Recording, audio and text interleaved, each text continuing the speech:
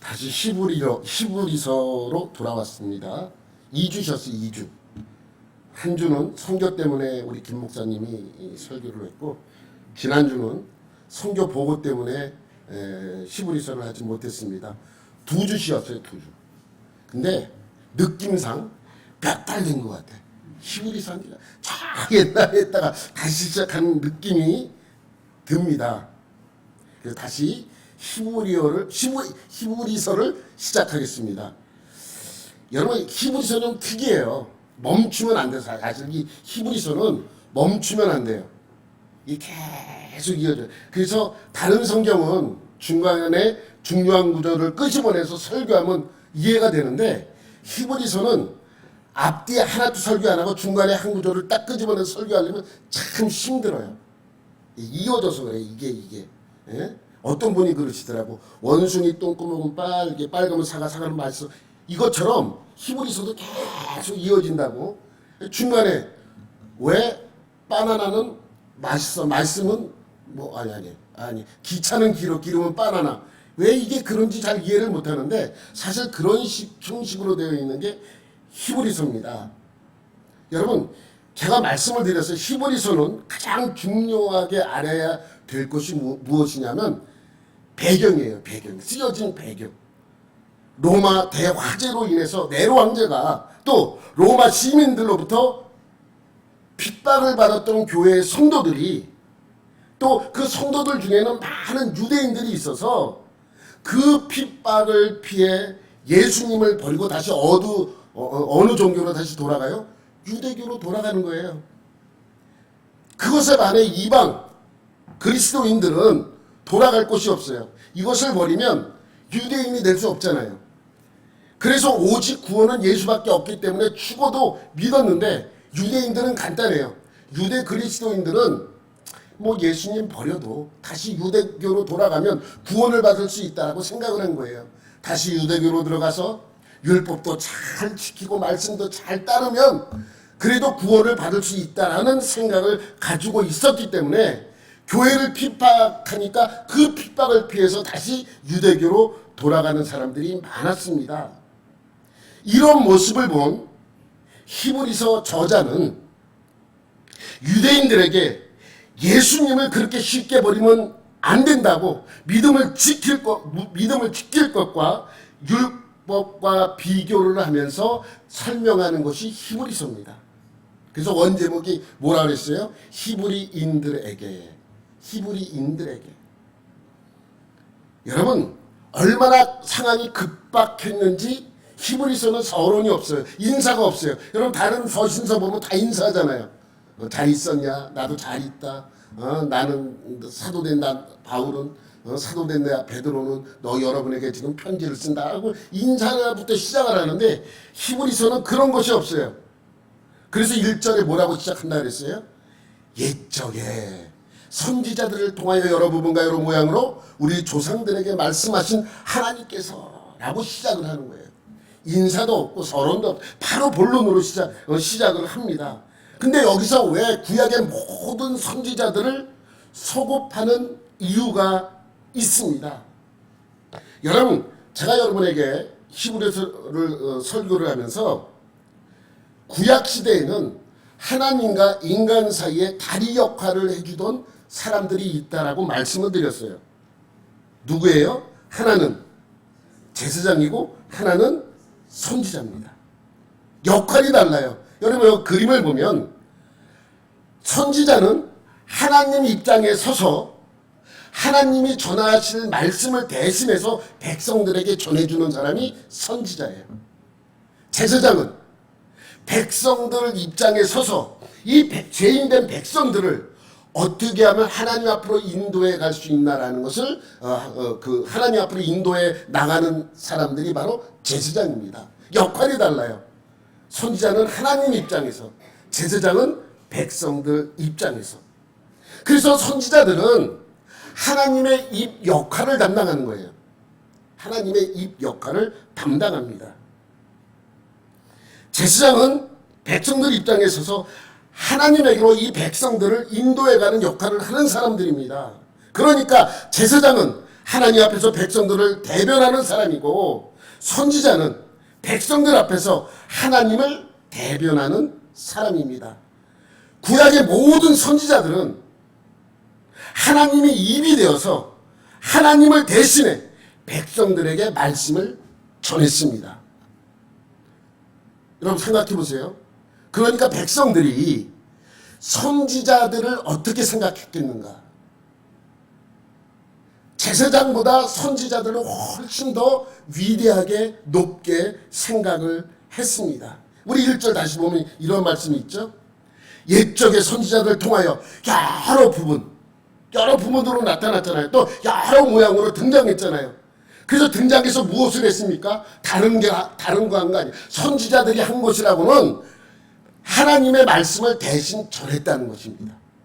우리 조상들에게 말씀하신 하나님께서, 그러니까 너희들이 생각하는 그 선지자들을 모두 합쳐도 누구만 못해요? 예수님만 못하다는 거예요. 왜냐하면 예수님이 무엇이기 때문에? 주말 드라마. 예수님이 뭐기 때문에? 진짜기 때문에. 진짜기 때문에 그런 거예요. 그게 진짜예요. 여러분, 그래서 내가 비교했잖아. 예수님이 회개하라 천국이 가까웠느니라 그 말씀과 세례 요한이 회개하라 천국이 가까웠느니라 말씀이 똑같아요. 한 톨도 틀리지 않아. 그런데 예수님이 전파한 회개하라 천국이 가까웠느니라 한 그 말씀 한마디가 구약에 있는 모든 선지자들이 한 모든 말씀보다 더 위대하다는 거예요. 왜? 진짜기 때문에. 진짜기 때문에.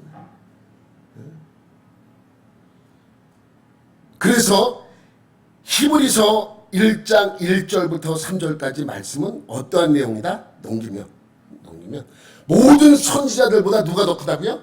예수님이 더 크다고요. 모든 선지자들이 말씀을 선포한 그 말씀, 모든 것보다는 예수님 한 분이 더 위대하고 크다는 것을 강조한 말씀이 1절부터 3절까지 말씀입니다. 그런데 여러분, 하나님 입장에서 하나님을 대변해 하나님의 뜻을 백성들에게 전한 사람을 선지자들이라고 말씀을 드렸습니다. 근데 선지자 말고 또 있어요. 누구예요? 선지자 말고 또 있잖아. 기억 안 나요?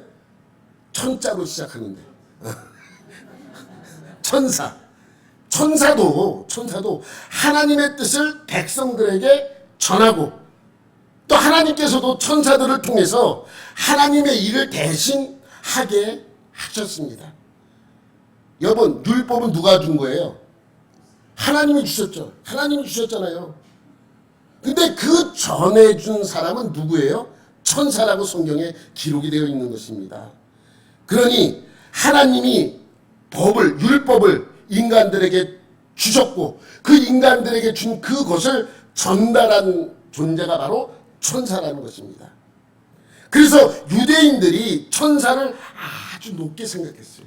선지자들보다 천사들이 더 위대한 존재라고 생각을 했습니다. 그래서 천사를 숭배하는 사람들까지 생겨났어요. 천사를 숭배해요. 골로새서 2장 18절 말씀 보면 이런 말씀이 있습니다. 아무도 꾸며낸 겸손과 천사 숭배를 이유로 너희를 정죄하지 못하게 천사 숭배하는 자들이 천사가 마침 주시는 말씀처럼 너희를 정죄하는 그것은 믿지 말라는 거예요. 그가 그 본 것에 의지하여 그 육신의 생각에 따라 헛되이 과장하고, 그러니까 그것은 온전한 모습이 아니라는 거예요. 천사 숭배하는 모습은 온전한 모습이 아닙니다. 근데 이 유대인들은 그렇게 중간에서 다리 역할을 했던 천사들도 아주 높은 존재로 여겼습니다. 그런데 히브리서 저자는 그런 천사보다 누가 더 크다고요? 예수님이 더 크다고요. 그거를 1장 4절부터 2장 18절까지 긴 내용으로 그냥 자세히 설명하는 것입니다. 여러분, 1장 4절부터 그래서 2장 18절은 모든 천사들보다 예수님이 더 위대한 존재임을 설명해요. 길다 보니까 주제가 나뉘어요. 세 부분으로 나누는데 1장 4절부터 14절까지 보면 또 넘겨봐봐요. 천사보다 예수님이 더 크다는 것을 강조해요. 2장 1절부터 4절까지는 경고해요. 그리고 다시 2장 5절부터 18절까지 천사보다 예수님이 더 큰 존재임을 설명합니다. 그런데 앞에 천사보다 예수님이 더 크다는 것과 뒷부분에 예수님이 천사보다 더 크다는 내용은 좀 다른 포인트로 접근을 해요. 앞부분은 하나님의 아들로서 오신 그 예수님이 천사보다 더 크다는 것을 강조하고, 뒷부분은 사람의 아들로서 오신 이 예수님이 천사보다 더 큰 것을 강조하고 있습니다. 그래서 하나님의 아들로서 오신 예수님을 지난번에 설교를 했고, 마지막 설교가 제가 2장 1절부터 4절까지 말씀이었습니다. 어떤 경고라 그랬어요? 설교 제목이 뭐였어요? 잃어버릴 수 있어요. 괜찮아요. 감당할 수 있겠습니까? 이런 내용이라 그랬어요. 뭐냐면 어떤 사람이 권투를 하는데 오른손잡이야. 근데 왼손으로 휘둘렀어. 왼손으로 휘둘렀는데 맞지 않고 빗맞았는데 다운됐어. 왼손을 사용했는데. 근데 오른손으로 맞으면 어떻게 했냐는 거예요. 쉽게 말하면 넘기면 이런 내용입니다. 보세요. 2장 2절에 보면 천사들을 통하여 하신 말씀이 경고하게 되어 모든 범죄함과 순종하지 아니하니 공정한 보응을 받았거든. 말이 어렵죠? 쉽게 말하면 이겁니다. 뭐냐면 천사가 준 율법과 말씀을 지키지 않아서 어떻게 됐다고요? 망했는데 예수님이 주신 하나님의 아들이신 곧 하나님이신 예수님께서 구원을 주셨는데 그것을 믿지 않으면 어떻게 되겠느냐? 감당할 수 있겠느냐? 이 내용이 1절부터 4절까지 그 내용의 말씀을 전하는 것입니다. 그것이 지난 히브리서 제가 마지막 설교한 것이 그 내용이었습니다. 근데 오늘 이 말씀 넘기면 이 사람의 아들로서 오신 이 예수님이 천사보다 더 크다는, 천사보다 더 위대한 존재임을 설명하고 있습니다. 오늘 이 내용은 너무너무 중요해요. 너무너무 중요합니다. 여러분, 성경의 많은 부분이 예수님의 성육신을 설명합니다. 성육신이라는 건 뭐예요? 하나님이신 예수님이 누구의 몸을 입고 사람의 몸을 입고 이 땅에 오셨다는 성육신에 관한 내용이 성경에는 곳곳에 많이 있어요. 대표적인 성경 구절이 빌립보서예요. 빌립보서 2장 6절부터 7절까지 말씀해 보면 우리 다 같이 시작. 그는 근본 하나님의 본체시나 하나님과 동등됨을 취할 것으로 여기지 아니하시고 오히려 자기를 비워 종의 형체를 가지사 사람, 그러니까 이 하나님이셨던 예수님이 곧 인간의 육신의 몸을 입고 이 땅에 오셨다는 내용은 빌립보서 외에도 많은 성경 구절이 그것을 설명하고 있습니다. 이것이 기독교의 핵심 진리예요. 이것을 떠나서는 우리 기독교가 존재할 수 없습니다. 주는 그리스도시요 살아계신 하나님의 아들이시니이다 라는 그 고백을 떠나서 이 교회가 존재할 수 없듯이 이 하나님이 성육신 되심을 인정하지 않는 곳은 교회가 아니라는 것입니다. 그런데 성경의 많은 부분이 예수님의 성육신을 강조가 있는데 예수님이 왜 성육신 하셔야만 했는가를 설명하는 내용은 성경에 없어요. 하나님이 육신을 입고 이 땅에 오셨다는 내용은 많이 있어요. 근데 왜 그 하나님께서 인간의 몸을 입어야만 했는가라는 그 내용은 없습니다. 없다 그러면 안 돼. 다시 이거 교정하겠습니다. 딱 한 군데 나와요. 어디예요? 오늘 본문에. 성경이 딱 한 번 나와요. 왜 예수님께서 성육신 하셔야만 했는가라는 그 이유가 어디에 나오는가? 오늘 히브리서 2장에 나와요. 그래서 히브리서가 상당히 중요하다고 여러분에게 말씀하고 있는 것입니다. 여러분, 얼마나 다행스러워요. 왜 예수님이 성육신했는가? 우리는 알아요. 우리를 구원하려고. 맞죠? 한 가지 물어볼게요. 예수님이 우리의 몸을 입지 않으면 우리를 구원할 수 없나요? 그렇게 능력이 없는 분인가요? 우리가 믿는 하나님은 그렇게 능력이 없는 분이에요? 아니, 그냥 우리 구원하면 되잖아요. 그래서 그 이유에 대해서 오늘 이 2장에 6가지로 설명하고 있어요. 넘기면 6가지. 첫째, 둘째, 셋째, 넷째, 다섯째, 여섯째. 보이죠? 착한 사람만 보여요. 착한 사람만 보여. 보여? 대단하네. 첫째는 뭐냐면 9절에 있어요. 넘기면. 이걸 이 개혁개정, 지금 제가 무슨 생각을 하고 있냐면 우리 교회에서 보는 성경을 좀 바꿀까라는 생각을 하고 있어요. 좀 어렵게 돼서 좀 쉬운 성경 요즘 많이 나오거든요. 잘 번역된 성경. 그래서 이걸 좀 바꿀까라는 생각도 하고 있습니다. 하여튼 간에 이 내용을 그냥 읽으면 무슨 뜻인지 잘 몰라. 아까 여러 번 우리 목사님이 읽을 때 다 이해가 됐어요? 하나도 모르겠죠. 솔직히 하나도 모르겠죠. 이런 뜻이에요. 오직 우리가 파란 글씨를 보세요. 우리가 뭘 봐요? 예수를 봐요. 어떠한 예수를 보는가? 어떠한 예수를 봐요? 천사보다 참시 못한 예수님을 보는 거예요. 또 육신을 입고 이 땅에 오셔서 죽고 고난을 받으시고 영광과 존귀로 관을 쓰신 그 예수를 보는 거예요. 누가 봐요? 우리가 천사들보다 잠시 동안 못하게 하심을 입은 자 곧 죽음의 고난 받으심으로 말미암아 영광과 존귀로 관을 쓰신 예수를 보니. 앞에 천사들보다 잠시 못하게 하셨다는 것은 7절에도 나와요. 7절에 보면 이런 말씀이 있습니다. 그를 잠시 동안 천사보다 못하게 하시며 영광과 존귀로 관을 씌우시며 라는 이 말씀은 구약성경 시편 110편 1절 말씀을 인용한 거예요. 그래서 여러분 성경 보면 각주로 되어 있어요. 각주. 번호 써있고 밑에 보면 시편 110편 1절이라고 써있을 것입니다. 그래서 여러분이 시편 110편 1절을 보면 이 말씀이 기록되어 있어요. 그를 잠시 동안 천사보다 못하게 하시며 영광과 존귀로 관을 씌우시며 라는 이 말씀이 시편에 있는 말씀을 인용해다 쓴 거예요. 인용해다 썼는데 다시 넘겨서 보면 예수님이 잠시 동안 우리보다 못하게 하셨다는 말씀, 천사보다 못하게 하셨다는 말씀은 뭐냐면 육체의 제한을 받아요. 예수님께서 육신을 입는 순간 육신의 제한을 받기 때문에 천사보다 잠시 동안 못하게 하신 거예요. 조금 못하게 하신 거예요.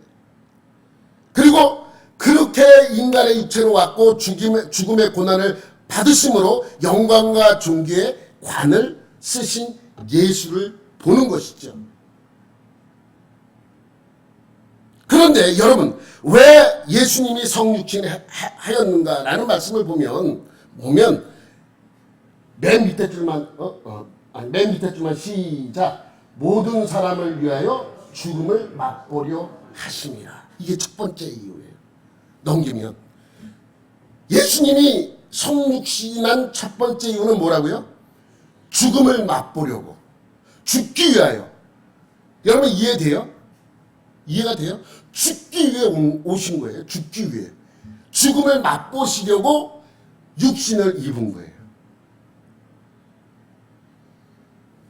여러분 이 말씀은 뭐냐면 예수님이 육신을 입고 이 땅에 왔다는 것은 완전한 인간의 모습으로 오셨다는 거예요. 완전한 인간의 모습. 예수님이 몇 프로 인간인가? 100% 인간이에요. 몇 프로 하나님이신가? 100% 하나님이지. 완전한 하나님이고 완전한 인간입니다. 완전한 인간의 모습으로 왔기 때문에 그 죽음을 경험한 것이 경험하려고 이 땅에 오셨다라고, 죽기 위하여 이 땅에 오셨다라고 말씀하시는 것이죠. 이것이 첫 번째 이유예요. 여러분 오늘 이 6가지를 다 설교 못해요. 그래서 다음 주까지 이어서 할 겁니다. 그래서 오늘 적당히 3개까지만 하고 다음 주에 나머지를 하려고 합니다. 너무나 중요하기 때문에 여러분 이 내용을 잘 이해를 하셔야 됩니다. 여러분 오늘 이 설교를 듣고 이해가 되면 여러분 수준이 상당히 높은 거예요. 너무너무 수준이 높은 거예요. 어느 정도 높으냐 들어보시면 알아요. 여러분 두 번째 예수님께서 성육신한 이유는 무엇인가?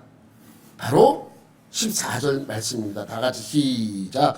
자녀들은 혈과 육을 함께 지신 죽음을 통하여 죽음의 세력을 잡은 자 곧 마귀를 멸하시며. 두 번째 이유가 뭐라고요? 마귀를 멸하시려고. 여러분, 내가 이거는 첫 번째, 두 번째, 여섯 번째까지 잠깐 설명을 하고 그다음에 좀 자세히 설명할 거예요. 먼저 여섯 가지를 쭉 설명한 다음에 이것을 좀 자세히 설명할 겁니다. 두 번째 이유가 뭐라고요? 마귀를 멸하시려고 합니다. 셋째 이유는 뭡니까? 15절이에요. 15절에 보면 시작. 또 죽기를 무서워함으로 한평생 매여 종노릇하는 모든 자들을 놓아주려 하심이라. 세 번째 이유가 뭐라고요? 죽음에 매여서 죽음의 종로릇하는 그 사람들을 어떻게 한다고요? 해방시켜주기 위하여. 죽음에서 해방시켜주기 위하여 오셨다고 말씀하고요. 네 번째는 뭡니까? 16절입니다. 시작. 이는 확실히 천사들을 붙들어 주려 하심이 아니요 오직 아브라함의 자손을 붙들어 주려 하심이라. 네 번째 이유가 뭐예요? 오직 아브라함의 자손. 아브라함의 자손은 여러 의미가 있어요. 그 자손을 붙들어 주려고 하신다라고 말씀하고 있어요. 여러분, 구약 성경에 보면 하나님께서 그 자손, 그 후손, 그 백성들을 하나님의 자손으로, 하나님의 백성으로, 하나님의 자녀로 삼아주신다라고 약속한 그 사람이 바로 아브라함이에요. 노아는 뭐냐? 노아는 노아와 그의 가족들이에요. 그렇기 때문에 좀 달라요. 그래서 아브라함이라고 표현하고 있는 것이죠. 그래서 네 번째 이유는 아브라함의 자손을 붙잡아 주려고. 다섯 번째 이유는 17절입니다.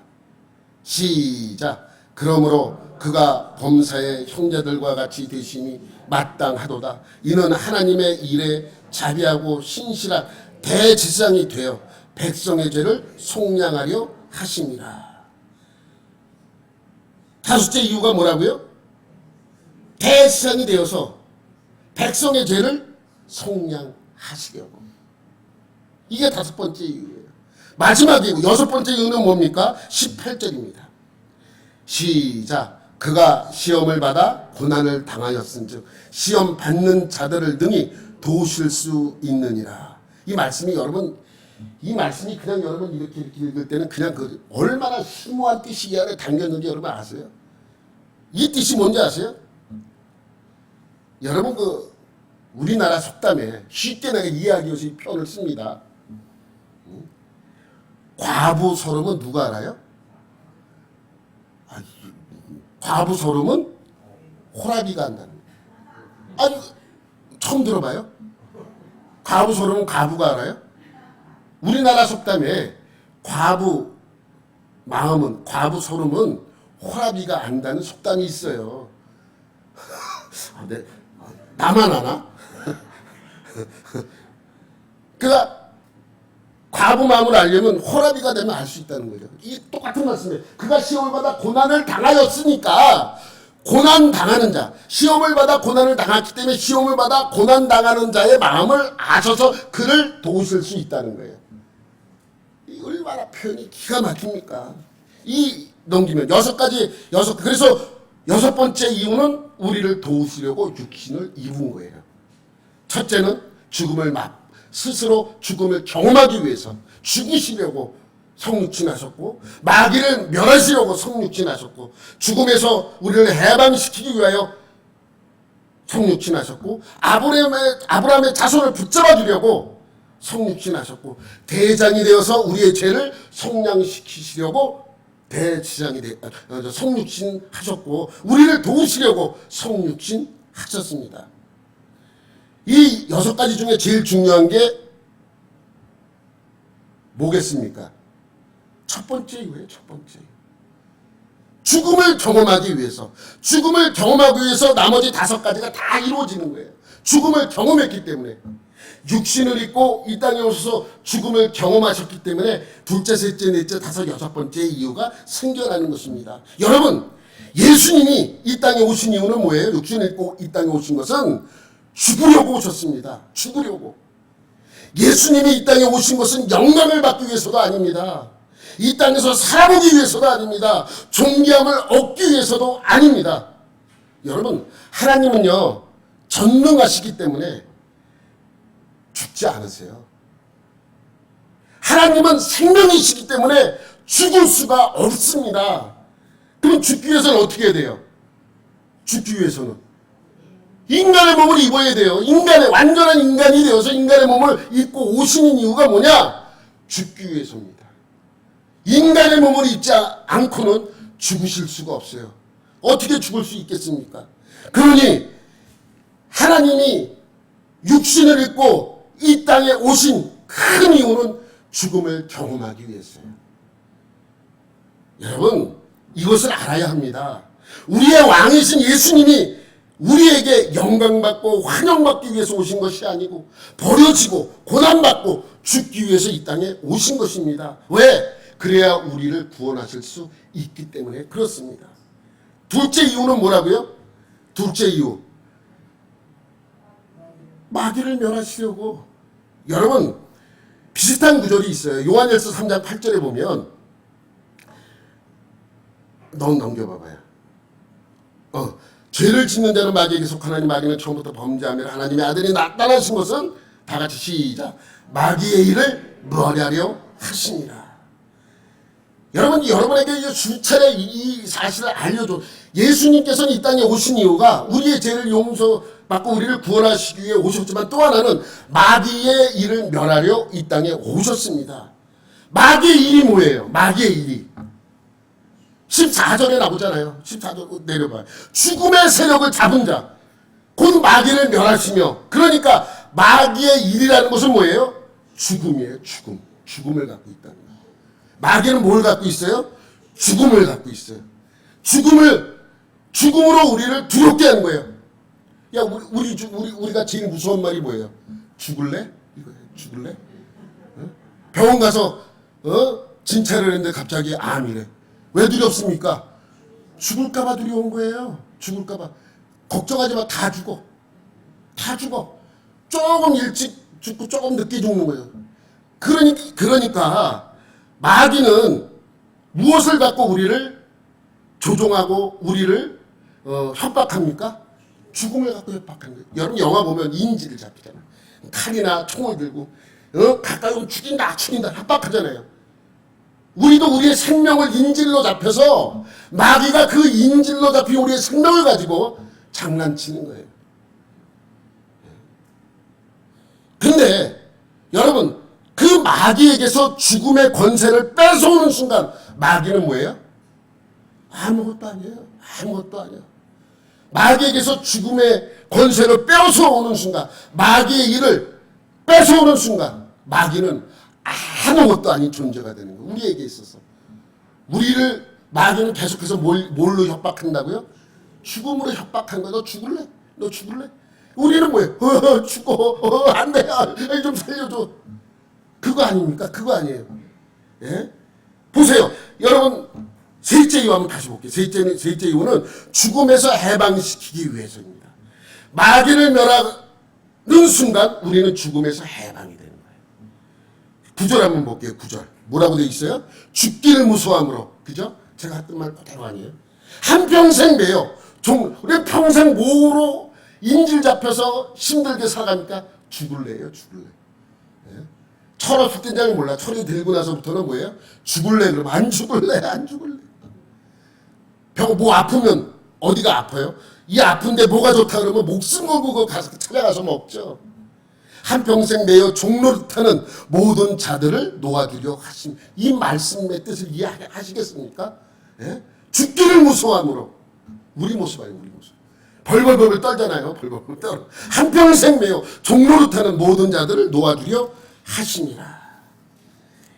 이해가 되셔야 됩니다. 여러분은 인질로 잡혀있는, 여러분의 생명이 인질로 잡혀있는데 그 인질로 잡힌 우리 생명으로 우리를 괴롭게 만들어요.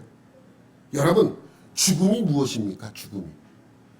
죽음이 무엇이길래 나를 그렇게 힘들게 하고 어렵게 합니까? 네? 어디가 많이 아파. 이거 죽으면 어떡하지?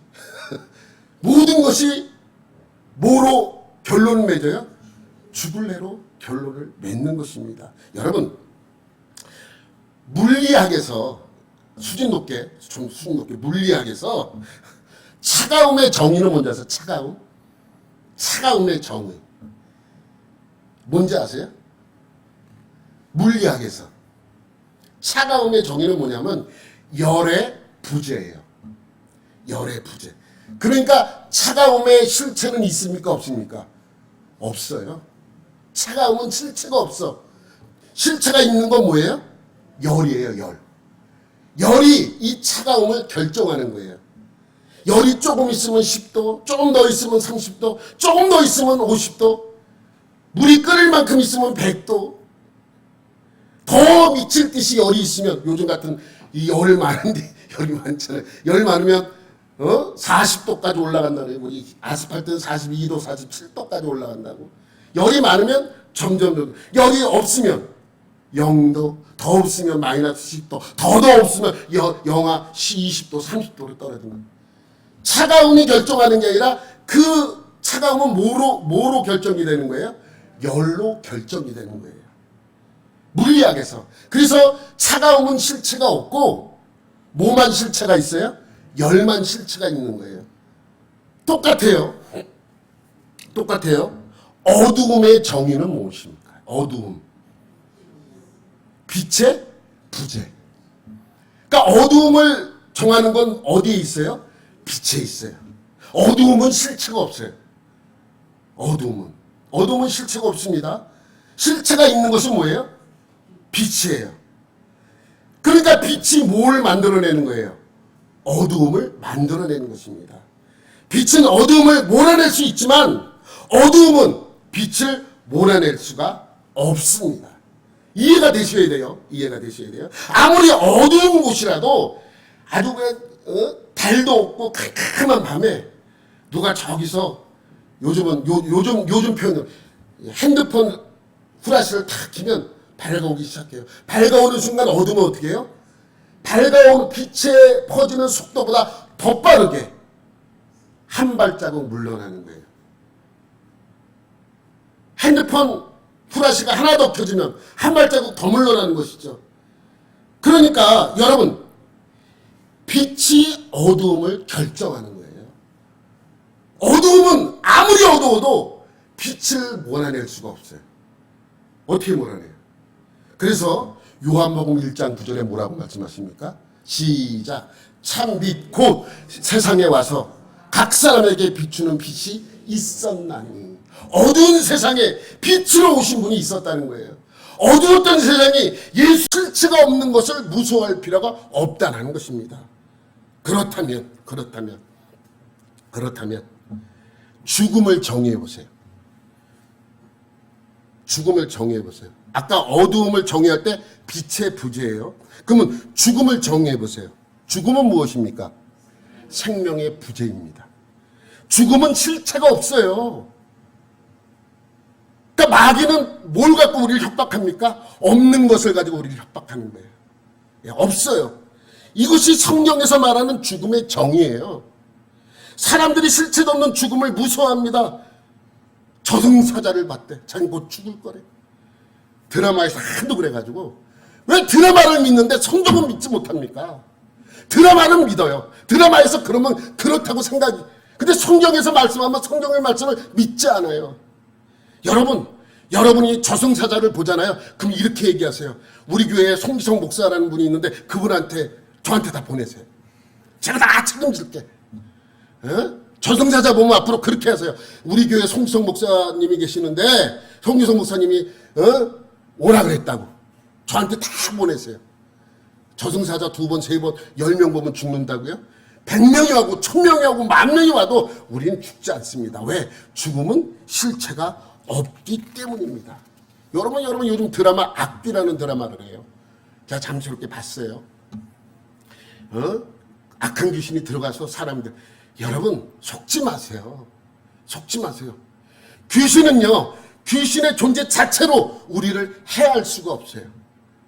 귀신은 우리에게 들어와서 사람 몸속에 들어와서 그 사람으로 하여금 피해를 입히고 피해를 받게 만드는 것이지, 그 귀신 존재 자체로 우리에게 피해를 입힐 수가 없어요. 영적인 존재이기 때문에 그래요. 여러분, 우리가 왜 힘들고 어렵고 그렇습니까? 죽을래 때문에. 죽을래? 그 두려워지는 거예요. 여러분, 얼마 전에 했던 드라마 또 있어. 이번 생도 부탁해? 보신 분 있어요? 하도 제목이 우울해서 내가 잠깐 내용만 봤어요. 이 사람은 과거에 환생을 하는데 과거에 있던 기억을 다 해요. 근데 한 가지 물어볼게요. 왜 환생이 없는가? 이거 하나로 끝나요. 여러분, 어느 시대에 태어났어? 착하게 살았어. 너무 착하게 살아서 이 사람은 구원을 받을 수 있어. 다음 생에 태어났어. 근데 못된 짓은 다 해. 이런 표현을. 어떤 생에 태어났는데 예수를 너무 잘 믿어. 너 어떤 생에 태어났는데 예수 안 믿고 죽었어. 그럼 그 사람은 구원을 받을까요? 못 받을까요? 이거는 환상이라는 것은 말도 안, 인간들이 자기 자신들을, 인간들을 위로하려고 만들어내는 이상한 논리를 우리 인간들 속에 집어넣어 준 거예요. 다음 생에 보자. 다음 생에 어디 있습니까? 끝인데. 죽으면 끝인데. 죽으면 끝이잖아요. 그러니까 이 모든 것들을 우리가 그것에 이끌려 다닐 필요가 없다는 것이죠. 죽음을 두려워하는 것은 죽음이 생명을 삼킨다고 생각하기 때문이에요. 죽음이 뭘 삼켜요? 생명을 삼킨다고 생각하기 때문에 그렇습니다. 이 생명이 죽으면 끝난다고 생각하는 것 자체가 죽음이 생명을 삼킨다라고 생각을 하기 때문에. 근데 성경에 어디에도 어둠이 생명을 삼킨다는 표현은 한 군데도 없습니다. 어디에도 없어요. 반대로 어둠이 생명을 이겼다는 말씀은 있습니다. 어둠이 생명을 삼켰다는 말씀 없어요? 생명이 어둠을 삼켰다는 말씀이 있어요. 어디에 있어요? 고린도 후서에 있습니다. 고린도 후서 5장 4절에 보면 다 같이 시작. 죽을 것이 생명에 삼킨 바 되게 하려 함이라. 오로지 생명만이 존재를 하기 때문에, 죽음은 존재를 하고 있지 않기 때문에 다 사람들이 속고 있는 거예요. 그러니까 사망은 뭐가 없어요? 실체가 없어요. 뭐만이 실체가 있습니까? 생명만 실체가 있는 거예요. 빛이 오면 어둠이 물러가듯이 생명이 오는 순간 죽음은 나에게서 사라집니다. 그래서 생명이 사망을 삼키는 것입니다. 여러분 생각해 보세요. 우리가 이 세상에서, 이 땅에서 마지막 숨을 내쉬고 우리가 눈을 탁 감는 순간 죽는 거예요? 아니에요. 우리가 마지막 이 세상에서 숨을 쉬고 내 눈을 감는 순간, 감았다가 뜨는 순간 우리는 예수님 품에 안겨 있는 거예요.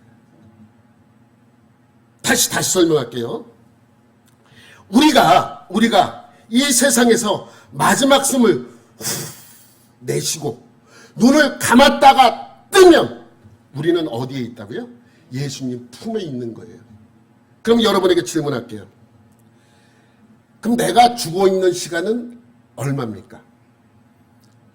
내가 죽어 있는 시간. 없죠.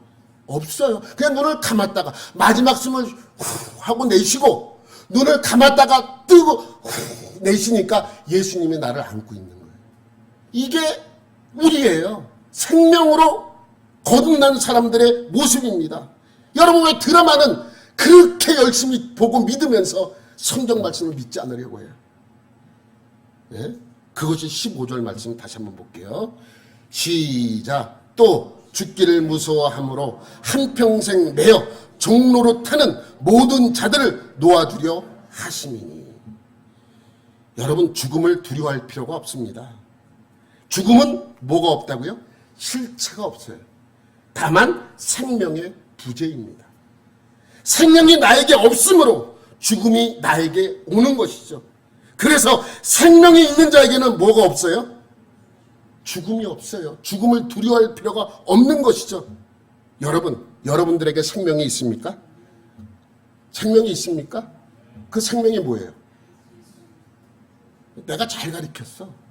예? 요한일서 5장 12절에 우리 다 같이 시작. 아들이 있는 자에게는 생명이 있고 하나님의 아들이 없는 자에게는 생명이 없느니라. 왜 우리가 예수님을 나의 구주로 내 마음속에 모셔드려야 하는가라는 말씀이 이 말씀이에요. 그 이유가 여기에 있습니다. 그분이 생명이기 때문에 그래요. 그분이 생명이기 때문에 그 예수님이 내 안에 오시는 순간 내게 있던 거짓 사망은 사라지는 거예요. 나에게 존재하는 건 뭐예요? 생명입니다. 생명이 오는 순간 실체가 없는 사망은 내게서 사라지게 되어 있어요. 여러분, 예수님을 구원자로 믿고 받아들인 그러한 사람에게는 생명이 있고 예수를 구원자로 믿지 않는 사람에게는 생명이 없습니다. 생명이 없기 때문에 뭐예요? 사망이죠. 죽음입니다. 다시 한번 여러분에게 말씀드리겠습니다. 여러분이 이 세상에서 마지막 숨을 내쉬고 마지막 눈을 감는 순간 끝나는 것이 아니라 감았다가 뜨면 우리는 어디 품에 있다고요? 예수님 품에 안겨 있는 거예요. 우리는 죽음이 없습니다. 죽음이 나를 힘들게 하고 어렵게 하잖아요. 예수님이 오신 이유도 그 죽음에서 승리하게 하기 위해서 우리에게 오신 것이죠. 여러분은 죽음에 속지 마세요. 사망에 속지 마세요. 그 사망을 넘어서 내게 생명이 오는 순간 내게 있는 그 모든 어려움과 사망과 죽음은 내게서 떠나간다는 것을 기억하시기 바랍니다. 그래서 생명으로 죽음을 이기는 여러분들이 되시기를 예수님의 이름으로 축원합니다.